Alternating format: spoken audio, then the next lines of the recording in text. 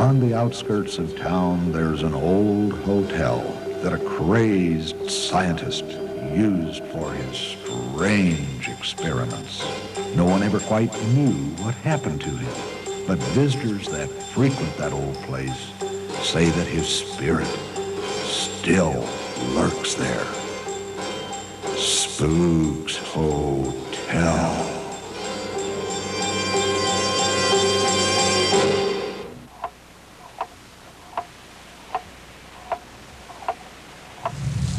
Good evening, my friends, and welcome to Spooks Hotel. As you know, there has been a brutal murder in the hotel. My dear, sweet old man Dan has been murdered with a cymbal. The detective is coming out this evening to try and straighten out the mystery. But I cannot believe that anyone on my staff could be responsible for such a horrendous crime. Chef Pierre, sweet, sweet little Bridget, H.P., Elmer's dear and loving cousin, Guillermo, or my sweet little Elmer, who was almost murdered himself last week. Oh, well, we will wait for the detective, and he will decide, I am sure. Good evening. Good evening, sir. I hope you have some news for me. Yes, I am here to talk to you about your staff. I have gone through considerable investigation, and I have a number of suspects. Oh, dear. I would like to talk about your chef. He has the hands that is used to using kitchen utensils, therefore has the dexterity to handle the cymbal and therefore do the crime.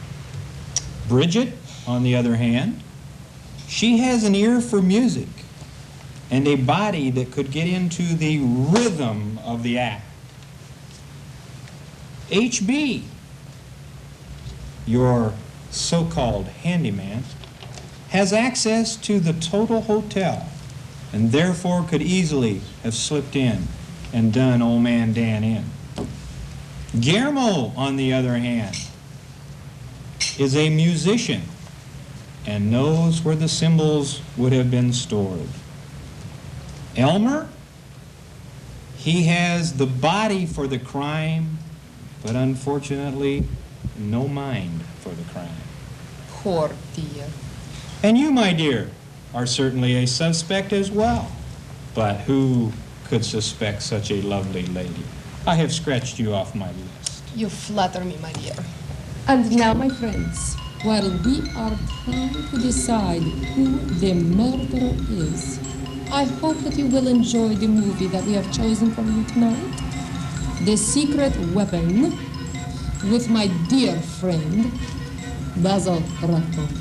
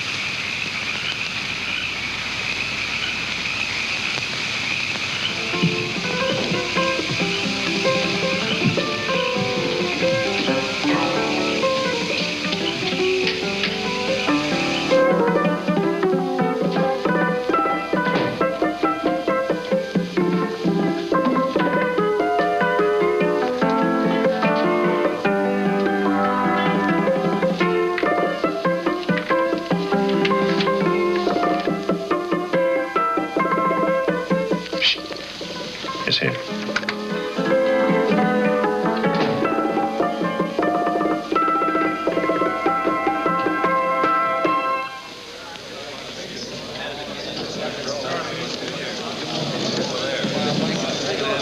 You gentlemen look like educated men of good taste. I have here some rare old first editions. Si le vieux vous embête. He's not bothering us. I'm interested in his books.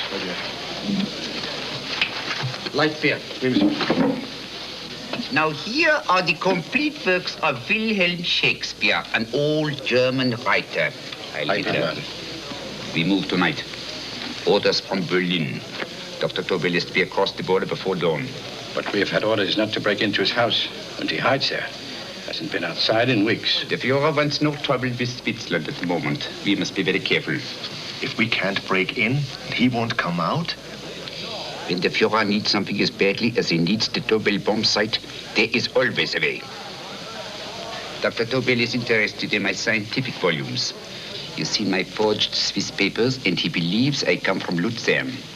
No, gentlemen, the price is much too low. I could not possibly sell so rare a book for such a price. I will induce Dr. Tobel to come on a visit to my shop as we pass the alleyway. You are interested in this book?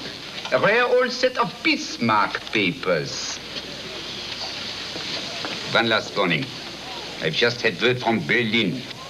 The English Schweinhunter will try to take Dr. Tobel from under our very eyes. They are sending a stupid, bungling amateur detective. His name is Holmes, or some such foolishness. He will never escape from Switzerland alive. Now, quick. Have me thrown out of here. And watch for my signal from Dr. Tobel's window. But, gentlemen, you promised to buy one of my books. I told you no. Stop bothering us. They are not so great prices. Allez, vieux, sors d'ici, c'est des plusieurs fois pas embêter les clients. Prends tes livres. Prends ton chapeau. Je crois pour mes livres. Prends les hautes parts, c'est un café. Prends ton Je chapeau. veux pas aller à car. Allez, sors d'ici. Tu ne reviens plus, hein? En fait, les clients, c'est le plein. Cochon. Attends, reviens plus. French, English. Oh, I hate those languages. Calm yourself, my dear Braun. In a short time, there will be only one language.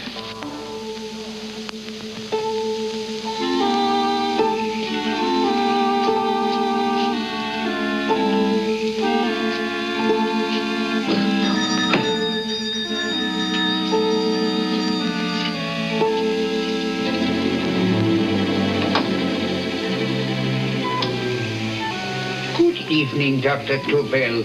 I have here some very interesting scientific books. I thought you might like to see them. Please come in. He's entering the house. Quickly, get the car and have the motor running. I will follow. Herr X will have the Tobel bomb site at the Führer while this Holmes is still having his tea. Now,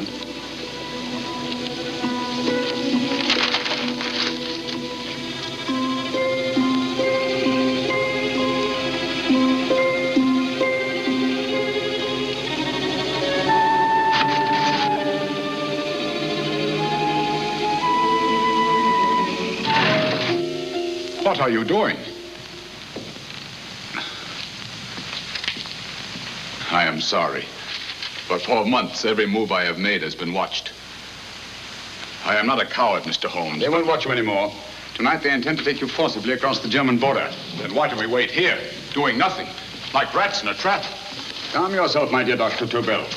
We shall not only escape their trap, but we shall also take the cheese away with us. But how? The 4 sections of your bomb site fit inside these ponderous tomes. Although I must confess that I shied at the thought of disemboweling a complete set of Charles Dickens. Oh, but you cannot hide me in a hollow book. My dear fellow, I'm sorry that my good friend Dr. Watson isn't here to explain to you that my preparations are never slipshod.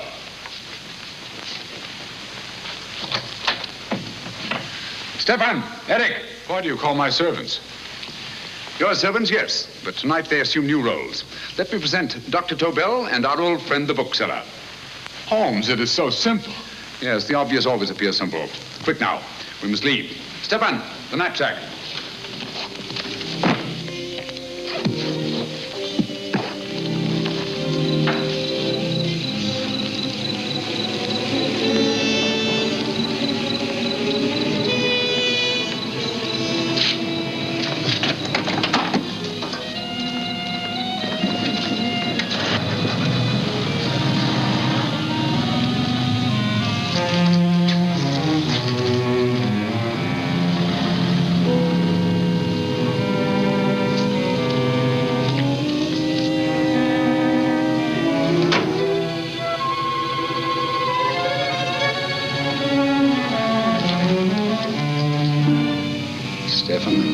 proving excellent decoys. Then the Gestapo has been fooled? Completely. Their servants are leading them into the next street. But what will happen to Stefan and Eric? Nothing, don't worry. I've taken care of that. The way is clear. Come on, quick.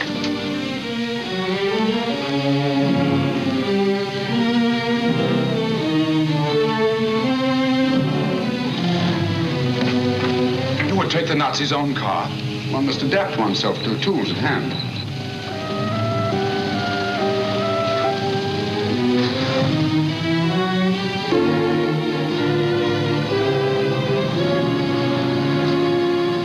I think you made them believe you were a harmless old bookseller.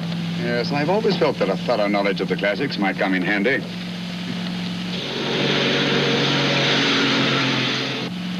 But how can we get across the border and through France? There's no need to get across. This very moment, a Royal Air Force plane is waiting for us at a secret landing place.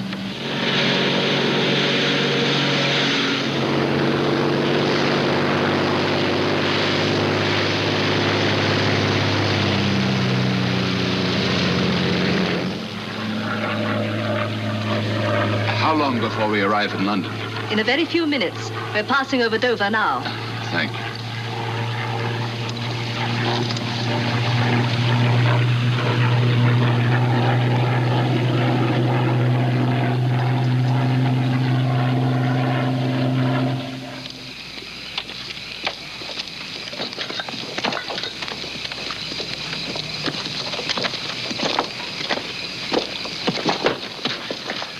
You'll have to get used to our London blackouts, Dr. Tobel.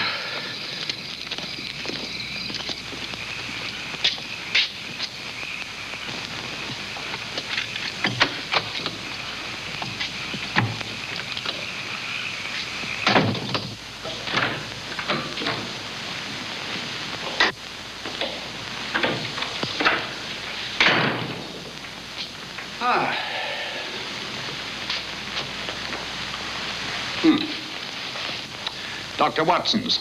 Very untidy fellow. What are we going to do with these? A problem of the most elementary nature, my dear Dr. Tobel.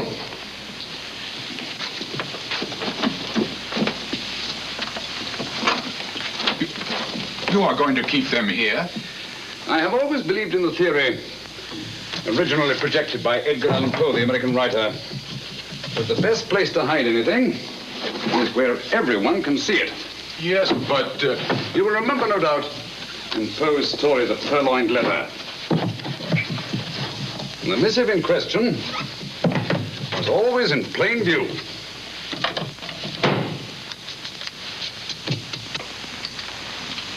Hands up, gentlemen.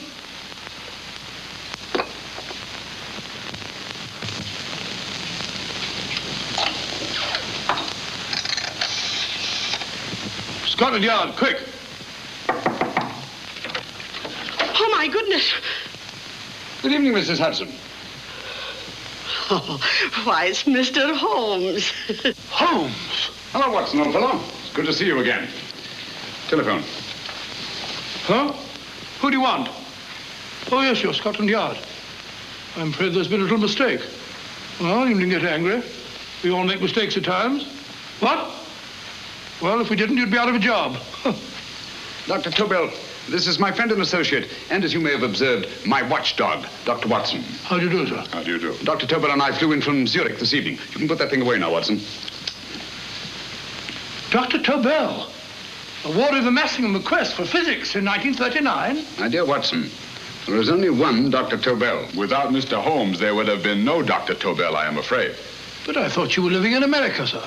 I have been working in Switzerland for the past 2 years. And Holmes got you out? In the nick of time. There was not a point he overlooked. Every contingency was foreseen and provided for. It was magnificent. Thank you, Doctor. The problem was not without its interesting points. Is there anything you would like, Mr. Holmes? Oh, thank you, Mrs. Hudson. You can go to bed now. He gave me an awful fright dressed up like that. Well, good night, sir. He's quite right. You can't blame me for jumping to the conclusions I did. He looked like a broken-down musician. Holmes, why didn't you take your fiddle with you? I never did think much of this dressing-up business. It was necessary, I assure you. The Gestapo was close on our heels. Really? This is Sherlock Holmes. I want to speak to Sir Reginald Bailey, please. Reginald Bailey? Is that the fellow who played Rugger for Blackheath? Yes, Watson. Oh. Hello, Sir Reginald. Holmes speaking. Yes, from Baker Street. I have Dr. Tobel with me. Oh, thank you. Very well, then. I'll meet you in half an hour. There must be no delay. I'll arrange with Sir Reginald to have the test tomorrow morning. I suggest that only cabinet ministers and your best aviation experts be present. Naturally. Watson, I leave Dr. Tobel in your care. Give him a sedative. This has been a strenuous business, and he has a long day ahead of him again tomorrow. Certainly, Holmes, of course. He shall sleep in my bedroom. I'll keep watch till you return. Thank you. It is not necessary to guard me. I am quite safe now. Safe, Dr. Tobel? I shouldn't count on it for a second. But, Mr. Holmes... A great deal may depend on your safety. And the enemy understands that just as well as we do. Good night.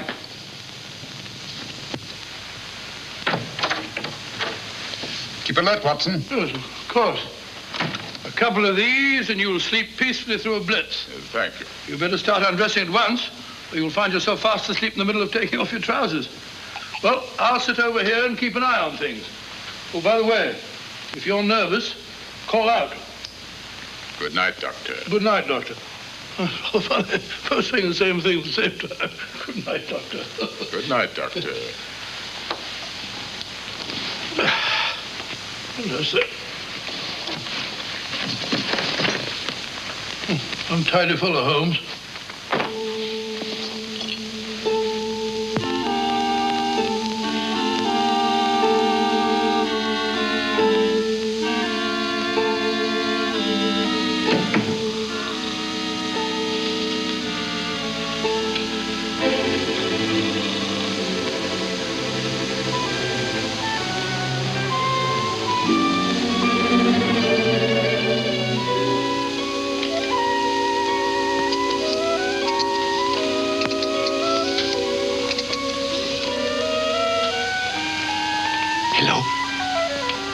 Yes, I just arrived about an hour ago. It is most important that I see you at once. No, I cannot explain. It is now 5 minutes past midnight. I leave at once. Goodbye.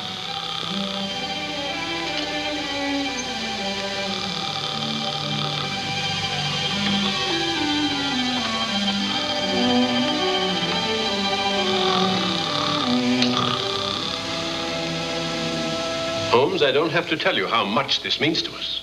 We shall know a great deal more about the bomb sight after the demonstration, Sir Reginald. The War Office have a pretty good idea of the value of the Tobel bomb sight, just as the Nazis have.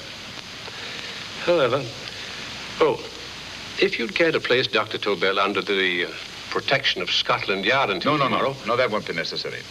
I shall personally deliver Dr. Tobel to your representatives on Salisbury Plain in plenty of time for the demonstration. Thank you. Good night, Sir Reginald. Good night, Mr. Holmes.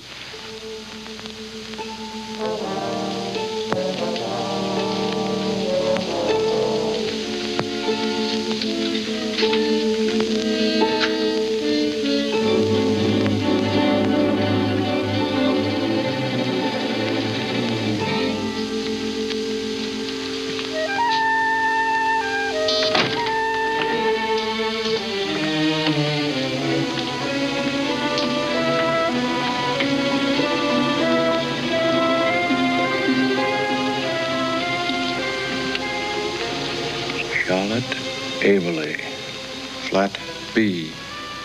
Right. Get the car ready. I'll wait here until he comes out.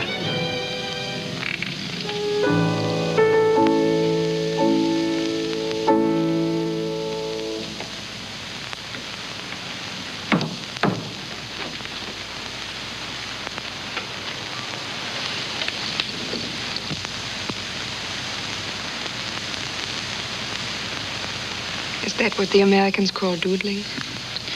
It is more serious than you could possibly realize, Charlotte.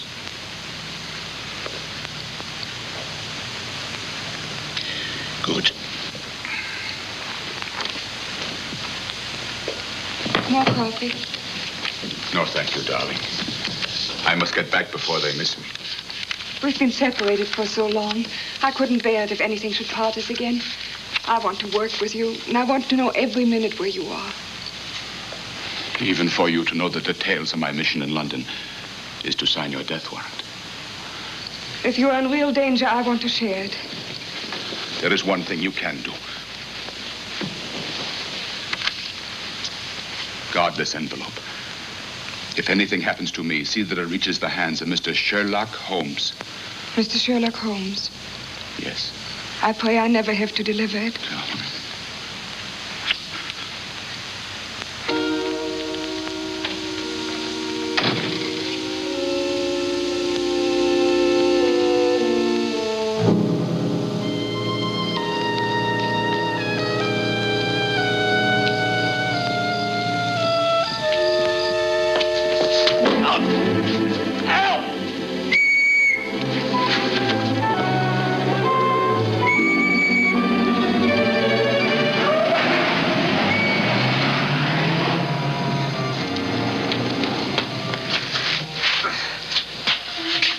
He got away.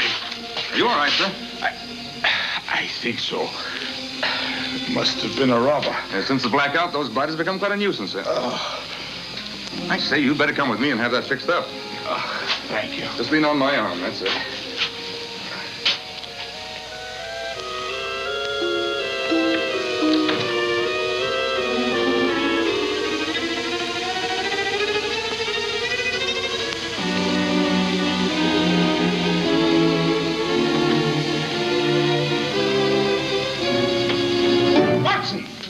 Watson, wake up. Huh?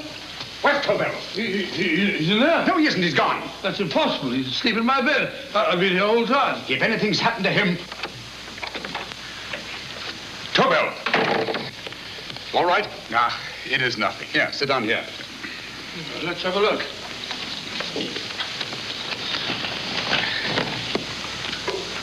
Oh, it doesn't look too bad. Who patched you up? The police doctor? Yes. You look as if you'd been attacked. Obviously, my dear Watson. Dr. Tobel, do you suspect the woman of arranging the trap? Woman? What woman? She's blonde, 5'6", full-lipped, and very affectionate. Oh, really? You've known her for a long time. You were attacked after leaving her apartment. Holmes, how do you know this? The face powder on your coat tells me of her height and her affection for you. You held her close before departing. Did it, Holmes? It's all there for the trained eye to read, Watson. But look here, why couldn't he have been attacked on his way to the woman's apartment? The mark of a blow has erased some of the powder. Obviously, if the attack came first, the powder would have remained undisturbed. And the full lips? That was a guess. I never guess, Watson. You have rubbed the lipstick from your face with the handkerchief you now hold in your hand. And that amount of lipstick never came from a pair of thin lips. And the blonde hair? Good gracious me. Mr. Holmes, I am glad you are on my side. Well, in that case, you will desist from disobeying my orders and slipping out while your bodyguard sleeps his watch away. It won't happen again, Holmes. I was sitting in front of the fire. All right, Watson, all right. I'm sorry. Now, can you describe your assailant? I never saw him. A great figure came at me in the dark. I felt a stunning blow on my head, and instantly fingers were at my throat. But you must have noticed something about him. Think, man. A thing of little consequence to you may mean a great deal to me. Wait a moment. There was one thing. Long fingers at my throat like steel. And then an odor, a heavy, drug-like odor. A drug? Opium? That is it. I am sure of it now. Well, I suggest we get the remains of a good night's sleep. Remember, the test takes place tomorrow morning on Salisbury Plain.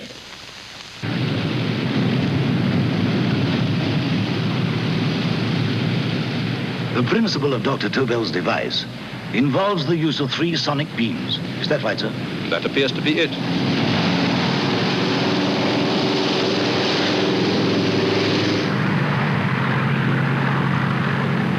There he is.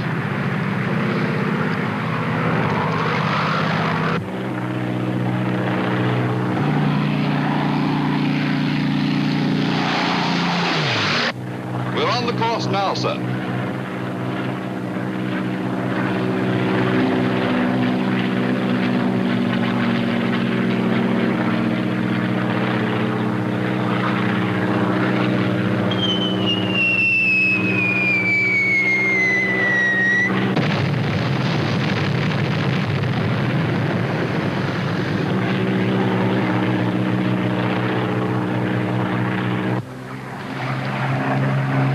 gentlemen. That load would sink any ship in the world. We must consider the possibility of good piloting and a lucky hit. I like to see another try of it. So would I. They want you to try again, sir.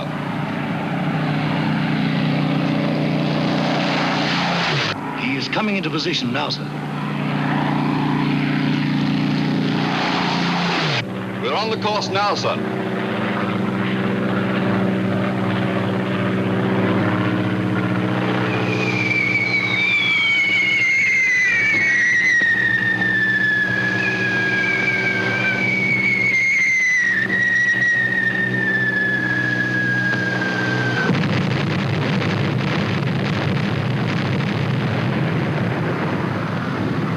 Well, gentlemen, how do you like the bomb sight now? Marvelous. We'll revolutionize aerial bombardment. Inspector Lestrade. Yes, Sir Reginald? I hope Scotland Yard is taking every precaution to guard Dr. Tobel and his equipment. 2 plainclothesmen ride with him in his car, sir, and 4 others follow in another one, sir. Good. He's coming to my office in Whitehall as soon as he lands. Shall we start, gentlemen? Yes.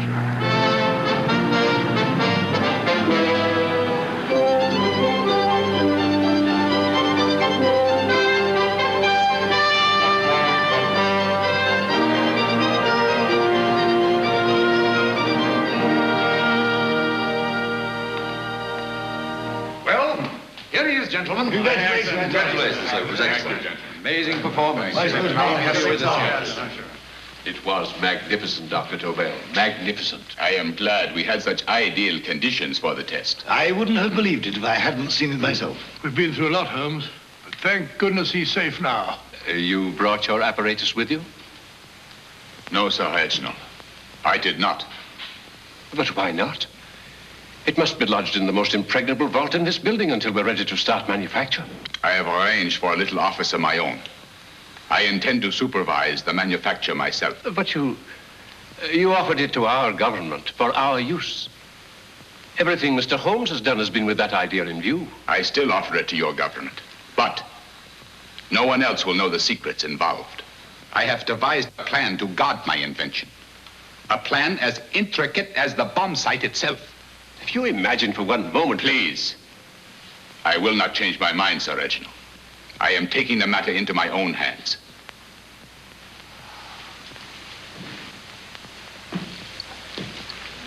Just what do you propose to do, Dr. Tobel? I am sorry. I cannot reveal the details of my plan for the present. Do you think that's wise? I regret, gentlemen, I cannot change my decision. I shall work independently. Can't you persuade him, Holmes? But supposing something should happen to you, Dr. Tobel. You know, there's already been one attempt on your life. And if Holmes' suspicions are right... What, Watson? There is no use discussing it, gentlemen. My mind is made up. Scotland Yard will redouble the guard about you, Doctor. In fact, we'll quadruple it. That is just what I do not wish done, Inspector. Huh? That would only draw attention to my activities. Good day, gentlemen.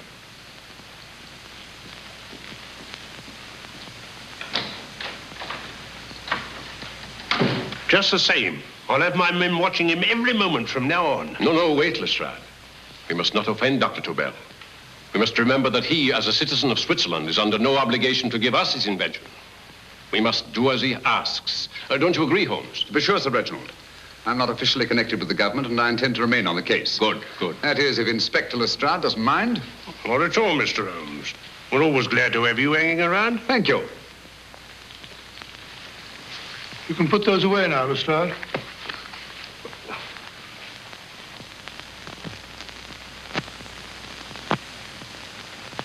Hoffner, I am entrusting this to you because, first of all, you are a Swiss. And second, there is no doubt in my mind of your ability. I'm honored, Dr. Tobel. I have divided the mechanism of my invention into 4 units. Each is meaningless without the others. You have delivered the other 3? Yes. No one but myself knows the identity of the 4 scientists working on the 4 units. Their names are not even known to each other. I think I understand. From what you tell me, it will be easy to reproduce the unit assigned to me in any quantity you wish. I knew I could rely on you. I will get in touch with you as soon as I have made the rest of my arrangements. No. The back door, if you please, Professor Hoffner. Au revoir. Au revoir.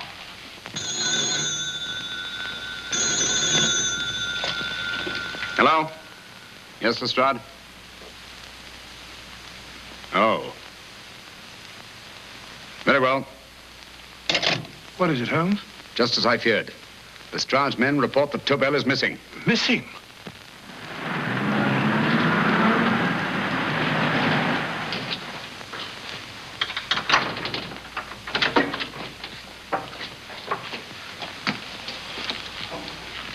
Gone. Yes, I was afraid of this. How long has he been missing? Practically since he walked out of your office yesterday. If you'd only given me the address of this place, I shouldn't have had to waste so much time finding it. Empty. The bomb site's gone.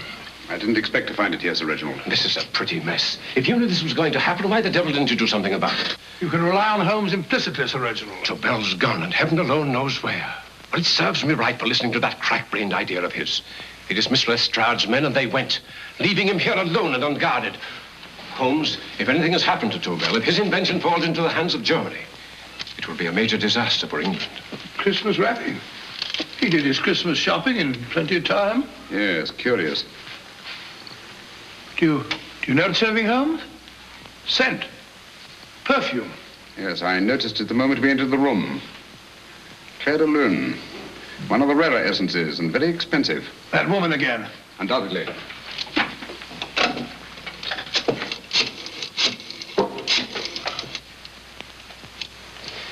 Give me Inspector Lestrade. Sherlock Holmes calling. So Holmes is finally stumped. First time I've heard him call for help. Call for help, indeed. He's only just beginning his investigation. Lestrade, this is Holmes. Check the records and trace a call made on my private telephone at Baker Street at approximately 12 o'clock on the night of Dr. Tobel's arrival in London. Finally stumped, eh, Sir Reginald? Yes, Lestrade? Wait a minute. Charlotte, Aberley, 34, St. George's Street, flat B. Excellent, Lestrade. Thank you. Where is Dr. Tobel? I can't tell you. You mean you won't tell me? I don't know. How many Christmas packages did you take to him, Miss Aberley? 5. He dismantled his bomb site and packed the units in 4 other boxes. Is that correct? Pardon me. Hello? Yes? This is Miss Aberley. Why, someone must have stolen it. On Richmond Bypass. Yes. Yes, I'll arrange to have it removed. Yes, at once.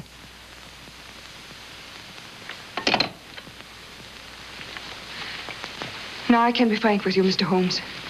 Dr. Tobel has disappeared. They found my car on Richmond Bypass, wrecked. I loaned it to him last night. For what purpose, Miss Aberley? He wouldn't tell me. But he said that if anything should happen to him, I was to give you this. Holmes? Then he must have expected something. Yes. His envelope has been opened and resealed. Oh, but that isn't possible. It hasn't been out of my hands.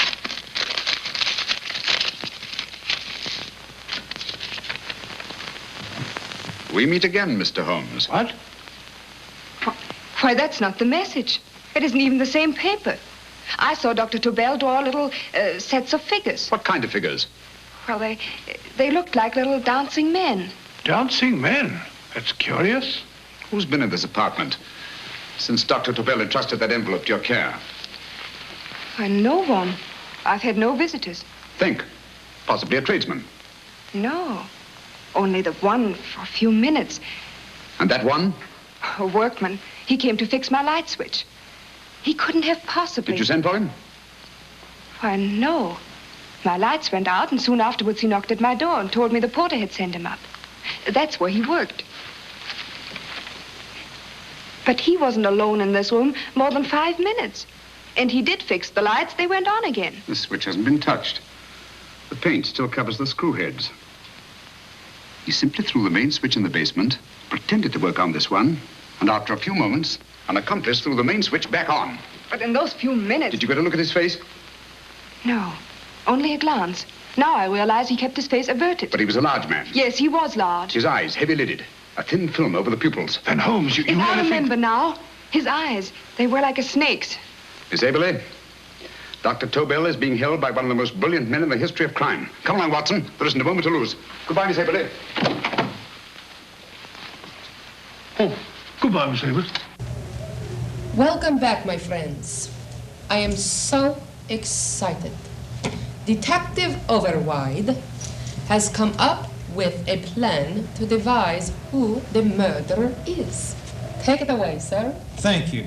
I would like to eliminate your staff one at a time, starting with HB.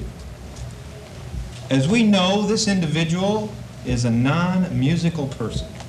He couldn't carry a tune in a bucket.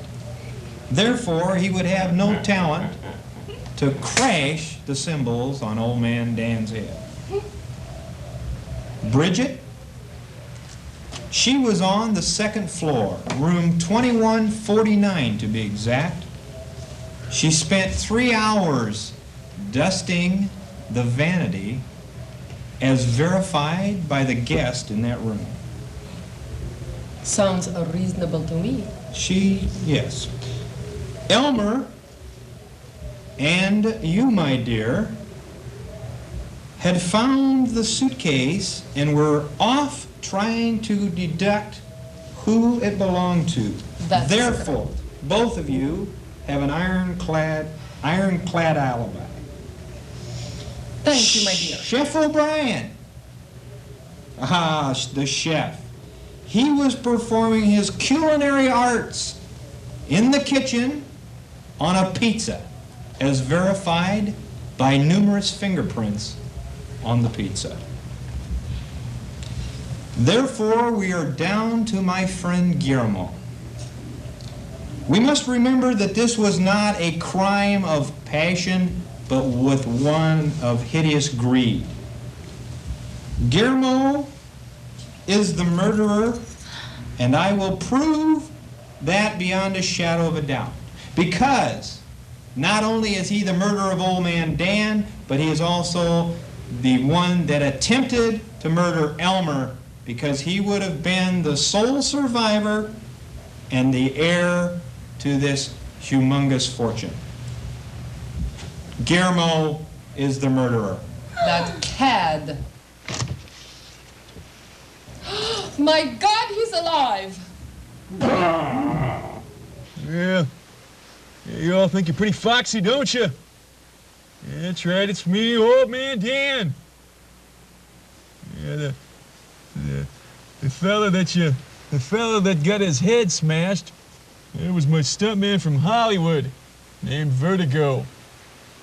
Yeah, what a shame. Well, I'll tell you one thing, Guillermo. I hope they put you away for the rest of your life. And I mean it. Now, with all due respects to your deductive reasoning, Mr. Detective, let me tell you the real way that it happened. Well, if you remember on that fateful night, Vertigo, my stunt double from Hollywood, who looks exactly like me, well, I might be a little better looking than him. Anyway, he looks exactly like me, except on his left cheek, he has a birthmark. Well, and all of a sudden, there was a crash! And of course, Guillermo had sneaked in with his cymbals and crashed them over Vertigo's head. And everyone thought it was Old Man Dan.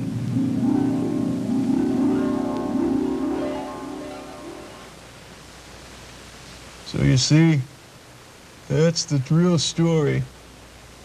Well, I hate to tell you this, Elma, but all the money that you got your hands on is counterfeit.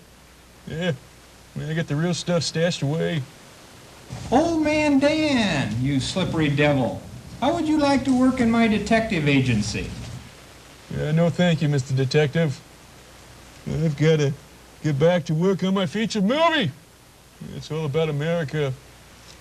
And I got a bunch of things planned for it. I got all kinds of, well, I gotta go. Goodbye, old man Dan. We are so glad to have you back, my dear. Obviously, we have a change in circumstances. I cannot arrest Guillermo for the murder of old man Dan, but I am arresting him for the murder of Vertigo, the stuntman. Okay, shut up! Nobody move! Nobody, get back over there! Get back over there! All right! Okay, the next bozo that moves, I'm gonna stick one in her ear. Got it? Just go brave! Now, you termites have been bothering me for the last weeks, treating me like I'm so stupid I can only be a musician. It's not gonna be that way anymore. All right, everybody move to the right. Move to the right. Move to the left. Okay, you give me a car, Elmer. Get it. Give away that pizza. We got another 77528 you're gonna have this pizza. You named me. Detective, Roverside. You spoiled my plans. I'm gonna kill you! But first, back to our movie, Sherlock Holmes and the Secret Weapon. I don't see why I'm not allowed to go with you. You have your own mission, Watson. Yes, to take a sealed note to Inspector Lestrade while you search Soho. I shall not be searching for him. I shall permit him to find me in the character of a murderous Lascar once in his employ, and whom I may add is still in jail. Yes, but after all these years... Make no mistake, Watson. This is not a duel of intellects with a cruel but single-minded Gestapo killer. This is our greatest problem, with England as the stake, and our antagonist, Professor Moriarty. We've got to beat him. Once he's behind bars, I think I shall entitle my memoirs of these adventures, The End of Moriarty. An excellent title, Watson. But, we must arrange that it isn't Moriarty who's left to write the memoirs. Huh?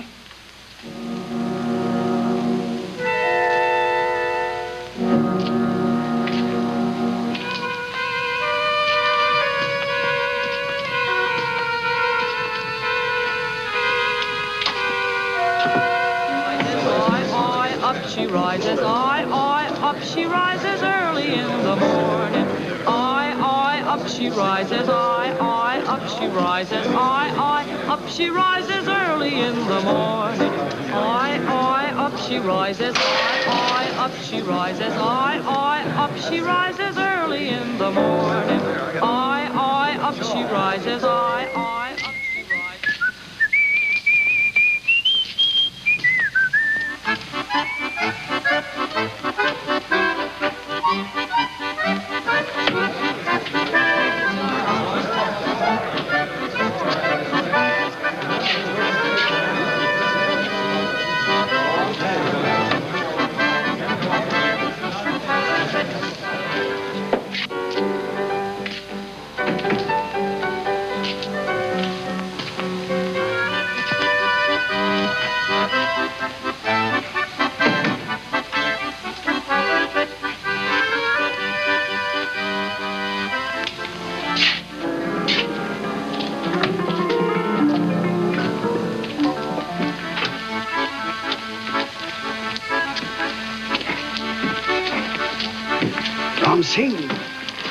Ram Singh.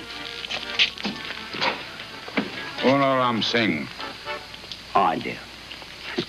You blooming war rat. Been in jail, ain't you? How you know? I heard from the blighter what left you to swing instead of him. You know what I mean, matey. I know. I'll have to kill him. Would it be worth £10 to you? You know where he lives? For £10, I know. Only got 2. Goodbye, matey. 5. £10 on nothing, you lying heathen. You dirty thief. Well, that ain't so much to ask for what you want to know. You'll make good bargain.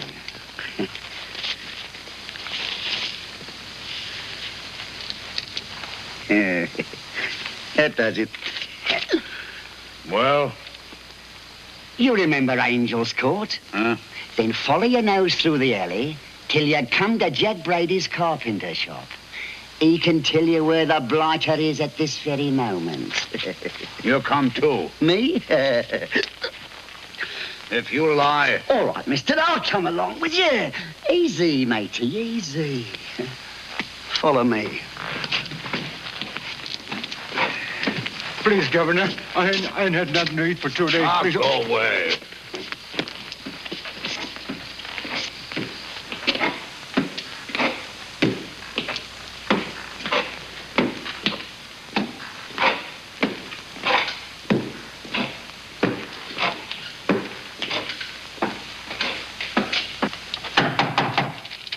Who's that? Pegleg. Who's this bloke? He's a bloodthirsty heathen, but there's good money to spend for information.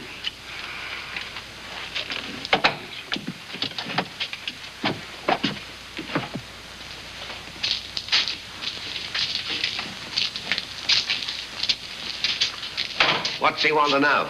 He give me £5 to bring him to someone what could tell him the whereabouts of you know who. You not tell me I cut two throat. Cost you another £5. £5 more, eh? You pay him. Me? Come on, you. Come on, pay him. Right.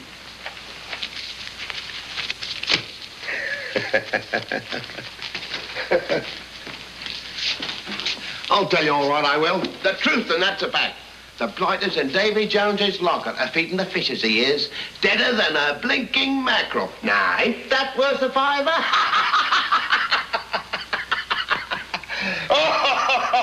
I tell you he's alive. And I say he's been dead these many years. You lie! Easy there, Jack Brady. I would say you were wrong and Mr. Sherlock Holmes was correct. Good evening, Professor Moriarty. Welcome, Holmes. My men have instructions to bring anybody here who inquires for me. They haggle while I watch. An admirable disguise, by the way. It fooled them completely. Of course, it didn't fool me. I never intended that it should. I meant only that it should bring us face to face. Just like old times, eh? A battle of wits, of superior intellects. I may say I've been expecting you since I made off with your precious Dr. Tobel. And his code. Ah, yes, and his code. But valuable as your doctor and his code are to my business, I think my main interest in this affair is the chance it gives me to battle with you again.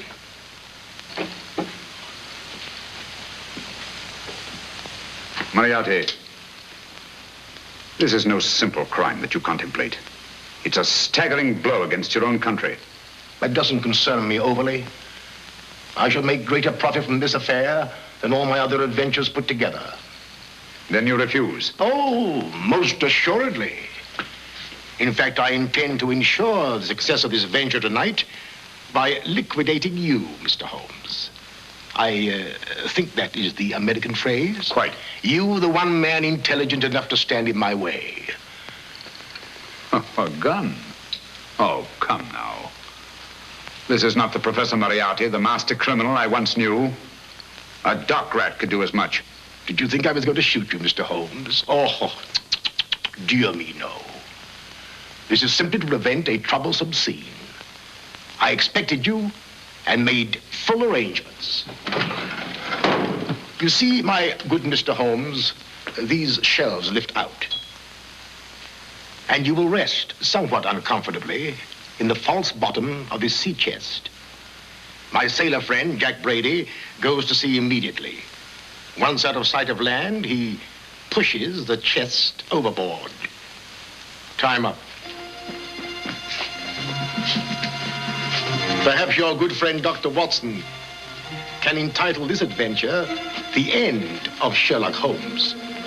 He will be disappointed. He intended to call it The End of Professor Moriarty. Hurry.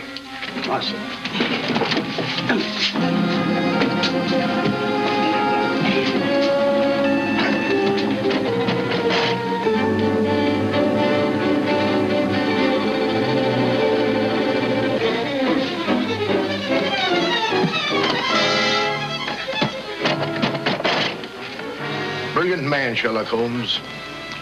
Too bad he was honest. The one-legged man. He takes Mr. Holmes right to that carpenter shop. He knocks on the door. A man comes out and in they go. Well, thank you, George. We'll take over the watch. Good night, Dr. Holmes. Good night. What does Mr. Holmes hope to accomplish by this masquerade? He hopes to frighten Moriarty into rushing Tobel into another hiding place. Moriarty's dead, I tell you. Look out. Over here, quick.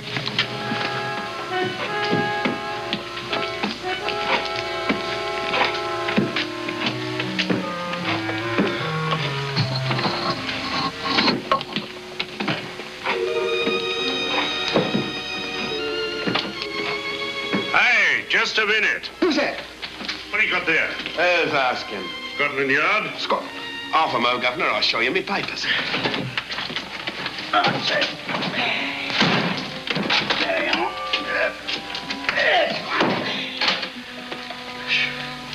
There you are, Governor. I'm Jack Brady, ship's carpenter. Shipping out tonight in a convoy. Destination unknown. My pal here's helping me get my chest aboard. Make them open, little Lestrade. Yes, go on. All right, Governor. See for yourself. No, there's nothing here, Doctor. Just a couple of simple seafaring men. All right, get on with it. Thank you, Governor.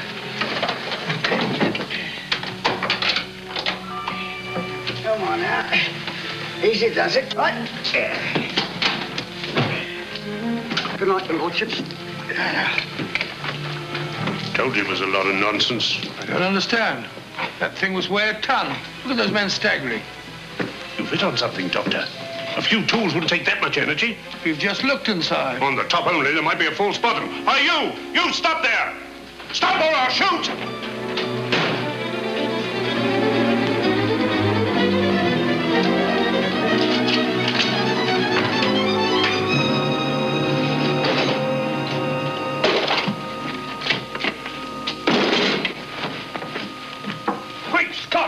Well, I'll be blowed. You're not hurt? No. Well, you needn't have yelled at them so abruptly. Huh? They dropped me on my head. Oh. Moriarty would have been delighted. So Professor Moriarty is alive? Alive and in possession of Dr. Tobel's code. No good going back. They've all gone. And what are you going to do? Well, first I'm going to wash this filthy stuff off my face. Then I'm going to see Miss Eberly again. I've got to find some clue to the content of Dr. Tobel's message. Come along, quick. I only got one glimpse of the note while he was preparing it. He was seated at this desk? No, he was sitting on the couch when he wrote the message, but he sealed the envelope here. The message was written in ink with this pen? No, he used a pencil. This one. Thank you. Used this writing pad? Yes. Has it been used since? No. They should be here. They must be here. What, Mr. Holmes? The lead in this pencil is hard. Hard enough to make an impression on the coarse fibers of which this paper is made. The impressions at the moment are invisible. If we immerse this sheet in a solution of fluorescent salts, dry it, and then photograph it by ultraviolet light, the fibers broken by the writing will absorb less of the solution than other parts of the paper. Switch off the lights, Watson.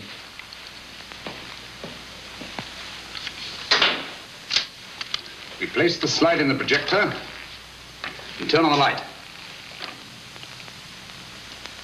The broken fibers appear darker than the rest of the paper and are therefore visible. Splendid, Holmes.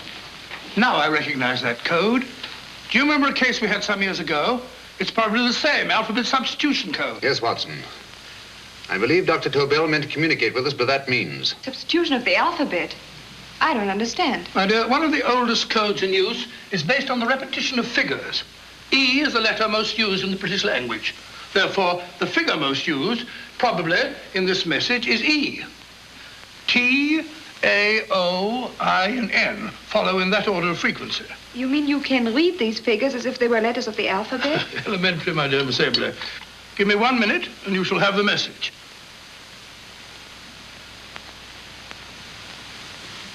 And what is the message, Watson? This fellow Tobel must have been pulling our legs. It's a lot of gibberish.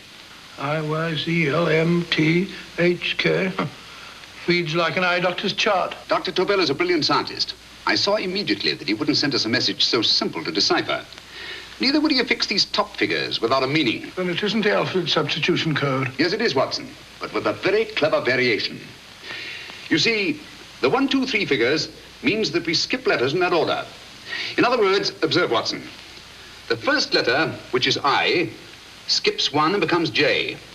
The second letter, Y, skips 2 and becomes A. And the third skips 3 and becomes C. J-A-C. J-A-C-O-B-D-U-R-R-E-R. Jacob Dürer, a Swiss scientist and friend of Dr. Tobel's. P-A-L-A-C-E-C-R-E-S.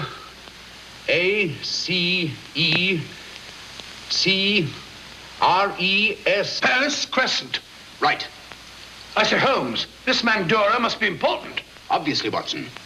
He must have some connection with the bomb site, or Tobel wouldn't have taken so much trouble to see that I got his name. Take down the rest of the message. J-O-S-E-P-H, Joseph. E-M-D-D-I-A-C. Number 4 doesn't make any sense. He must have used some other variations. 4 names and addresses. Jacob Dürer, Professor Farrell, Dr. Kern, and this 4th infernal cipher, which doesn't fit the code. Christmas boxes. Watson, I'm beginning to see the plan. Dr. Tobel divided his bomb site into 4 parts, just as we brought it back from Switzerland. He's given 1 section of the mechanism to each of these famous scientists. What a fascinating plan. You see, each part is useless without the other 3, and undoubtedly, none of these scientists is known to each other. Professor Moriarty also has the code, and we must allow for his ability to decipher it. We haven't time to break the 4th code now. We must get to the first 3 men before Moriarty does. Palace Crescent first? Right. I'll go and get a taxi. Miss Everly, will you please wait here till we return? Thank you.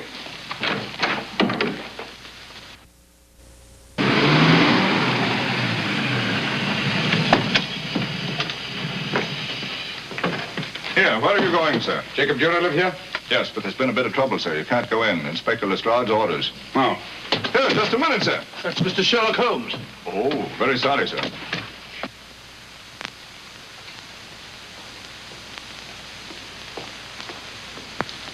Dead? Dead as a doornail. Mr. Holmes, how did you know about this? The yard only heard 15 minutes ago. We better hurry, Holmes. There's still time to save Farrell and Kern. Too late, Watson. By this time, Farrell and Kern are dead, too. What? Deductions again, Mr. Holmes? Facts, Inspector. Oh, facts. But how do you know about them? Elementary, my dear Watson. This man has been dead for at least 2 hours. Moriarty isn't wasting any time. Hello? This is Lestrade. Put me on to McAtee. Well, McAtee? Oh, this is Lestrade. Do you know anything about 2 men named... Farrell and Kern. Farrell and Kern? What, both of them?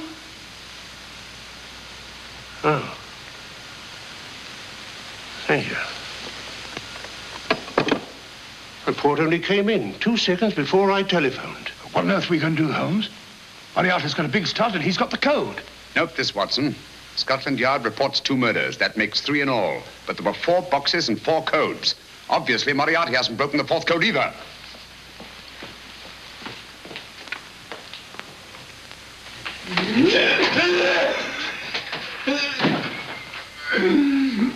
What is the name of the 4th man? I can't remember. What is the name of the 4th man? I have forgotten. What is the name of the 4th man? I don't know. I don't know. What is the name of the 4th man? I can't remember. Fourth man. What is the name of the 4th man? What is the name of the 4th man? Holmes, don't you realize what this means to England? We not only lose the Tobel bomb site ourselves, but Germany gets it. Coventry, Bath, Plymouth, London. Not to mention Norwich and Hull. All over again, but with 10 times the effect. Don't you suppose I realize that's Reginald? Don't you suppose I'd give my life to decode the last name of that message? There must be some solution. Naturally, Watson. You needn't be rude. I need a drink. I'm all in. I can't think anymore. All these letters and figures whirling through my brain. It's all twisted round. Twisted round? Huh?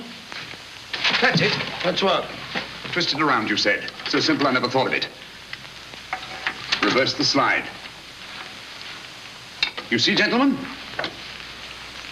These figures are now identical with the first three names. In other words, all the figures of name number 4 are written backwards and read from right to left until we reverse the slide when they read correctly from left to right. Now, let's work on it. Pencil, Watson. But, why would Dr. Tobel want to reverse the figures of number 4? An added precaution, Lestrade, in case the cipher should fall into the wrong hands. Quite a compliment to you, Mr. Holmes. I mean, Tobel taking for granted that you would recognize the difference. Thank you. F-R-E-D-E-R-I-C-K-H-O-F-F-N-E-R. Frederick Hoffner. S-L-O-A-N-E-S-Q-U. Sloane Square. We must leave at once. Wait a minute.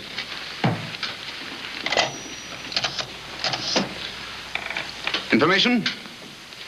Will you please give me the address of a Frederick Hoffner in Sloane Square?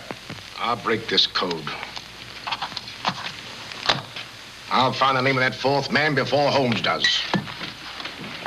There is not much more time. The submarine is to pick us up off Sheerness in 6 hours. I've beaten Holmes so far. We'll meet your confounded submarine with the bomb site intact. But Tobel is unconscious again. As last resort, we could abandon the code and take Tobel to Germany. You try Tobel again in here. Wait.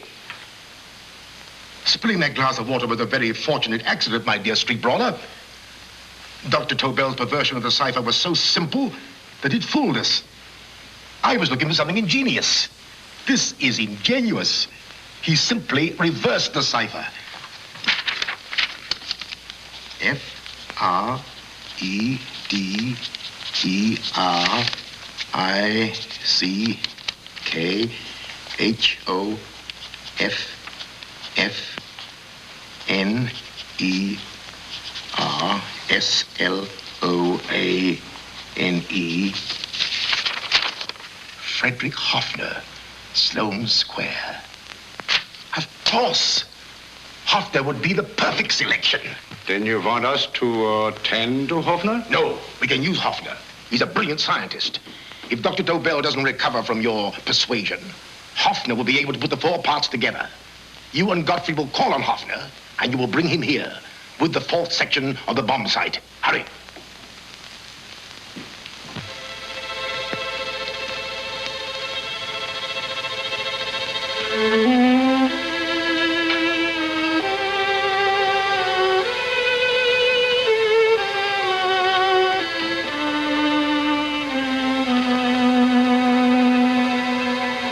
Put up your hands, Professor Hoffner.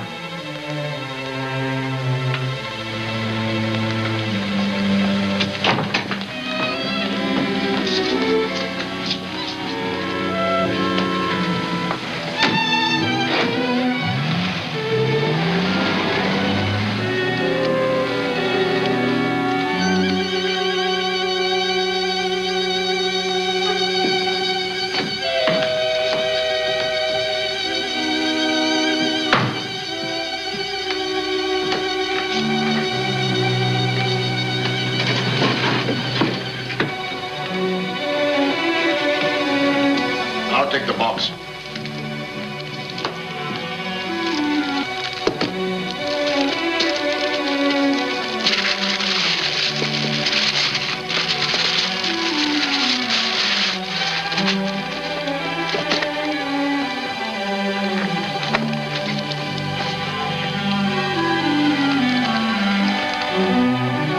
We meet again, Professor.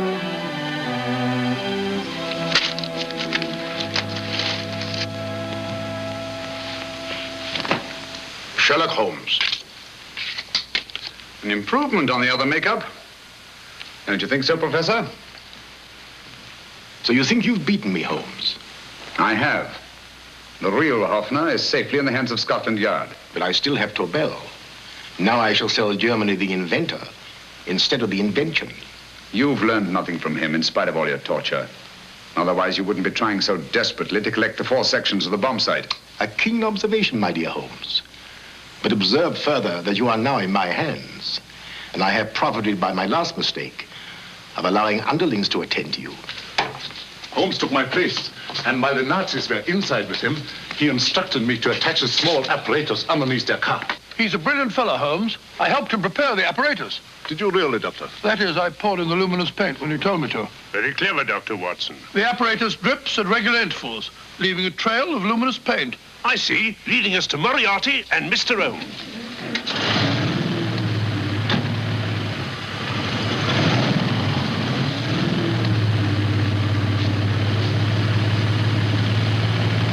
Why are you so confident, Professor? Only a suggestion. But how do you know that Scotland Yard isn't waiting to break in at this very moment? I selected this address with special care. No one can find it, not even Scotland Yard. Relax, Mr. Holmes. There's no escape. I might suddenly dash to the window, break it open, and shout to a passerby. There are no passers-by. The glass in the window is unbreakable, and the room is soundproof. This is my stronghold, Holmes, equipped with all the modern conveniences of a successful man in my profession. Sit down.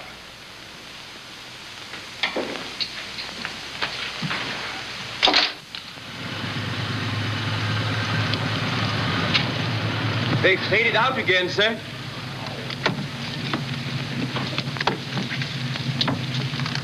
I don't understand, Lestrade. It stopped, and then it started, and now it stopped again. Maybe the apparatus broke down. Oh, a suggestion, gentlemen. At a crossroad back there, a car might have gone over the spots of paint, picked some up on the tires, and left this false trail. That's just what I was about to suggest myself. Very well, we'll try it.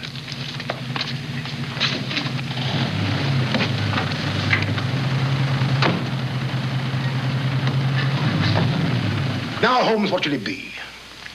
The gas chamber, the cup of hemlock, or just a simple bullet through your brain? You disappoint me, Professor. Indeed? Yes.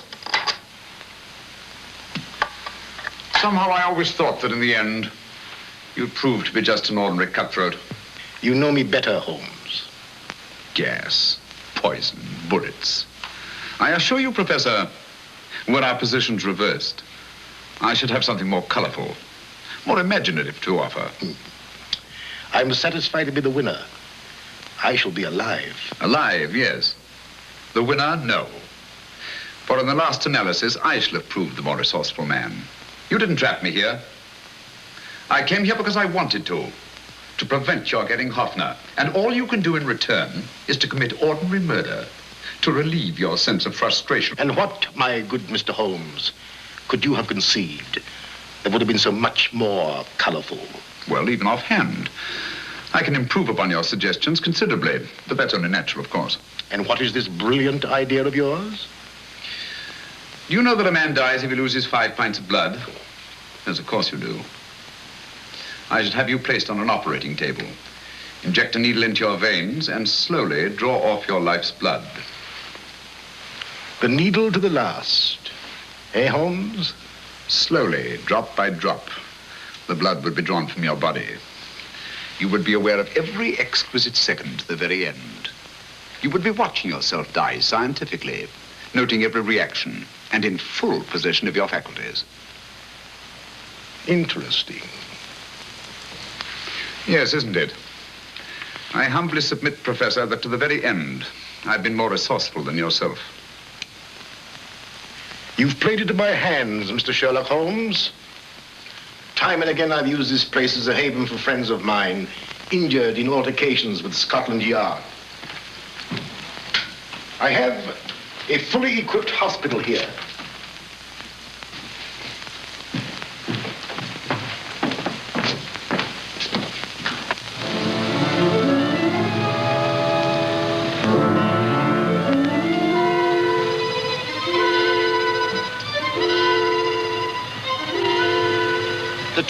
goes this way, Inspector.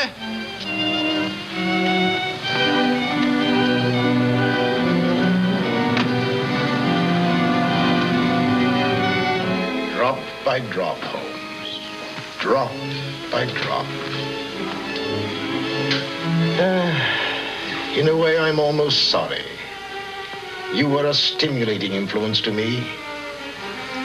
But it was obvious that I should win in the end.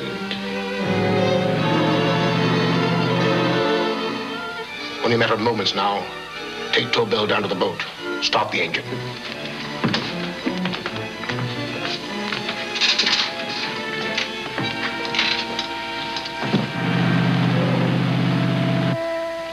Closer to the end, Holmes.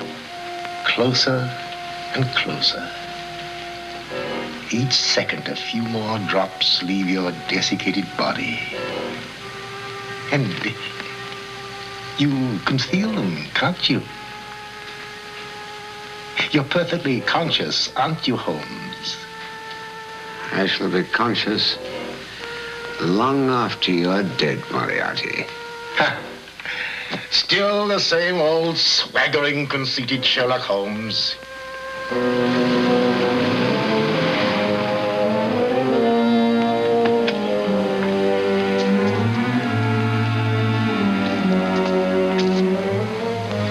Wait.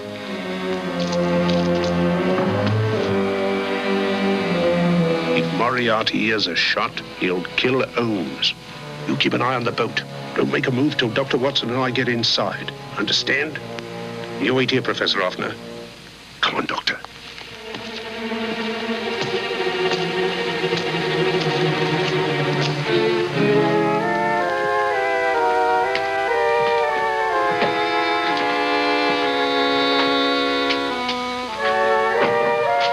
The water's this way.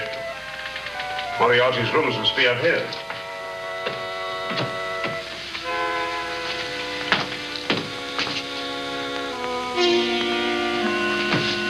I can't wait any longer, Holmes.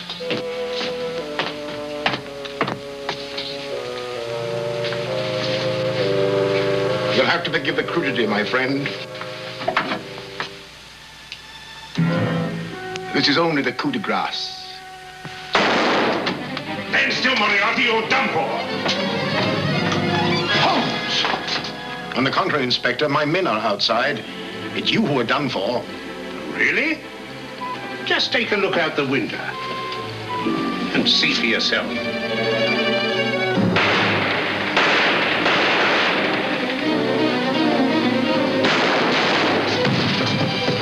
He'll try to get to the speedboat. Yes, he won't go without Tobel. Come on. Wait.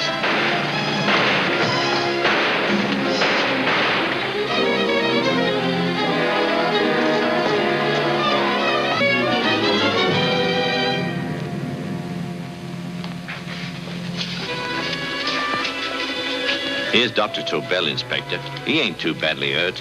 Thank heavens for that. Look after him, will you, Hoffner? I'll take him to the car.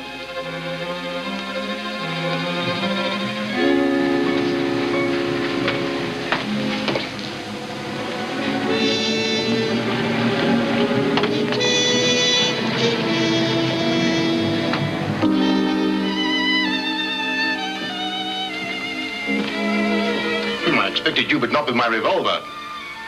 You realize, of course, when I was brought into the room blindfolded, that I heard the mechanism of this door? Of course. And yet, knowing that I'd heard it, you planned this way of escape. Not very flattering to me. Suicide, my dear Professor. Not at all, my dear Holmes. You see, this is not an ordinary passageway. Oh, my mistake. It has been as equally well prepared as the rest of my humble quarters. I have a trap set, electric eye principle. My passing through will break the beam and automatically open a highly deceptive trap door. Behind me, of course, my pursuer, meaning you, my dear Holmes, will then be plunged 60 feet into the sewers below. Holmes!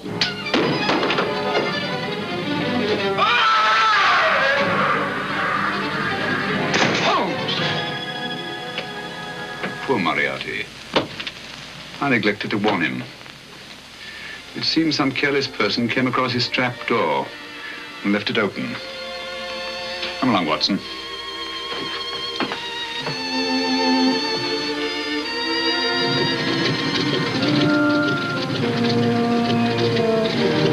Germany wanted the Tobel bomb site. We'll send her thousands of them in RAF planes. Yes. Thanks to Mr. Sherlock Holmes and to Mrs. Tobel. And of course, Inspector Lestrade. Oh, that's all right, miss.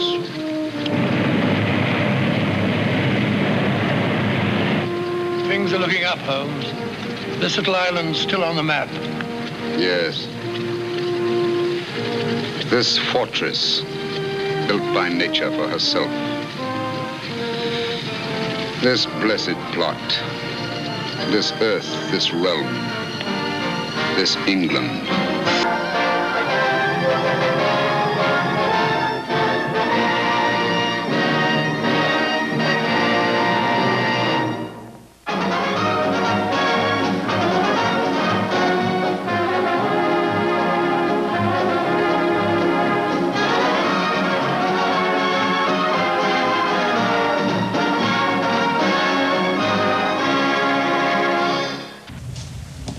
Come out, old man Dan. Why not, you buzzard? What kind of nice to have him back to, isn't it? It is kind of nice. I wish he would come up and talk to us. Come out. We're gonna put this away. We don't need that memorial no more. He's being an old poop. Oh, well, my friends, you missed all of the excitement while we were watching the movie. Elmer went out to get the car. Guillermo rushed out, and Elmer apprehended him for Detective Overwide. HB, the gun. HB, the gun. Thank you. Guillermo, to the station house. My friends, I hope that you have enjoyed this evening. I know that we have, and we are so happy to have Old Man Dan back. And we ask you to join us again next week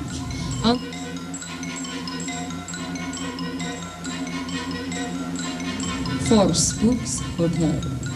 Good night.